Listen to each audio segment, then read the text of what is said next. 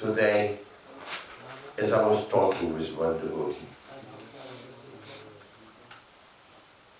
we were meditating about the curse of marijuana.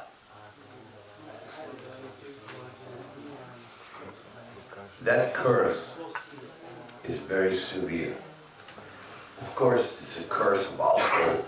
There's the curse of any other drug and addiction as well.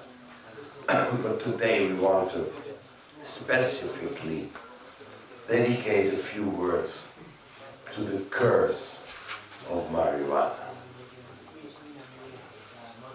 That curse is so hellish that once you starting smoking for a few weeks, you have a ghost on top of you, which is gonna be on your mind any time when he can catch you off guard. And he's gonna propose to you, come back to me, become my ally, and I will make you happy and relaxed. Don't listen to those people who say that I am a dangerous drug. I'm just an innocent herb. Last but not least, I'm a product of Mother Earth, am I not? Be cool, be hippie happy, flower power. It's now that you can join me again. Ignore all these fools who say that you cannot get anything with cannabis sativa. No, I'm your friend. Just do it once more, even if it's only to say bye-bye. But once more, you try. Just you will discover what a nice guy I am. In this way, marijuana is a curse. It's on top of you. The worst thing with a curse is you can't get rid of it. But the worst thing about the curse of marijuana is that you curse yourself. That's really, because if you have a curse on your head, it's a really terrible thing, because, you know, in the case of Gurumaharaj, he was cursed to die in 7 days by Shringi.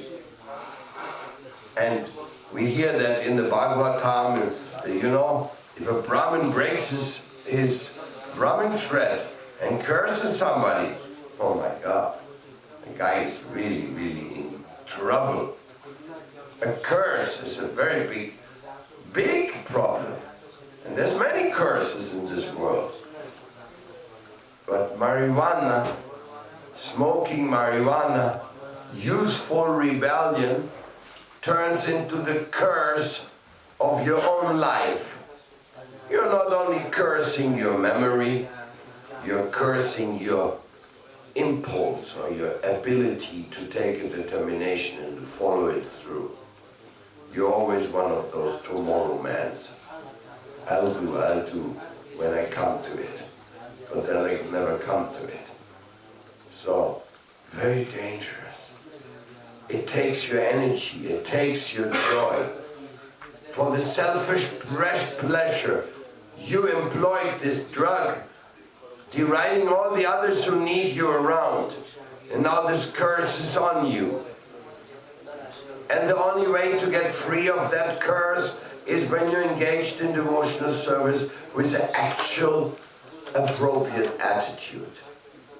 The only way you get free from that curse. Otherwise, I've seen devotees after 30 years of knowing Krishna consciousness, when they were in space-out mood, offensive mood, or whatever mood, which is not appropriate, they return to smoking this poison. The curse returned upon them. And after the curse returned upon them, all their good fortune was also again driven into smithereens. Devastated. The good fortune of life is to be free of drugs.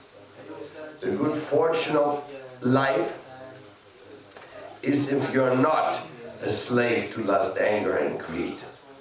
The good fortune of life is if you make a plan and you can follow it through. The good fortune of life is to have a little memory left. Because if you can't remember anything, that's a problem. It's very hard to do any useful service when you can't remember anything. I think, I wanted to do this service, but I don't remember where it was. That's a very nice one. Huh? It's called the Marihuanero service. He thought he could do, but he forgot what to do. Therefore he didn't do. So, it's a curse. If I would not have seen so many people cursed, and very hard trouble to get rid of that curse, I wouldn't say these things. But it is actually true. Drugs are a curse. And there's only one way out of this drugged situation, which is taking shelter of Krishna substantially, permeating your life with spirituality, being in touch, being connected. Alcoholics Anonymous says, one time alcoholic, all time alcoholic. One time narcotic dependent, always narcotic dependent. Your whole life, you have to watch it. The potentially of the curse is always there with you. Therefore you have to be on the watch out. For example, even though you may be clean and dry of alcohol for 10 years, but when you're going through a period of depression or frustration, the inclination to return to this immediately returns, like the old curse which you have been kept guarded somewhere. So if you ever been involved in drugs, take my word serious. That curse is there. You cursed yourself when you started taking that poison. And therefore do not be surprised when these desires creep up, when the ghost of the drugs starts talking to you. It's just like when you're on top of a big building, something inside of you tells you, hey, why don't you jump? Well, that's not really you. That's one of the ghosts who's hanging around there and says, why don't you jump and join my company? We can keep guarding this big mountain range together. Just come. So in this way, the curse is very dangerous. And we can only get free of it when we are blessed by Lord Krishna's holy name and by a sincere service attitude. When we are profoundly decided that we want to be under the guide of our spiritual master, doing devotional service, day after day, hour after hour, hopefully minute after minute. Because that's non-stop total meditation. I pray to Gauranga, Gandharvika Govinda Sundara, that you may all be freed from the ghost and the curse of drugs. That it will not keep bothering you. But I know by experience that if you space out, it's going to come and knock on your door again. So don't be surprised if the desire for nonsense returns to your mind. But also give him a good slap when he shows up. A good serious slap. Says, no, I promised to my guru no more intoxication. I promised to him there will be no alteration to my nervous system by any artificial impulse which is not a medical necessity. So, I thank you so much for being concerned about these things.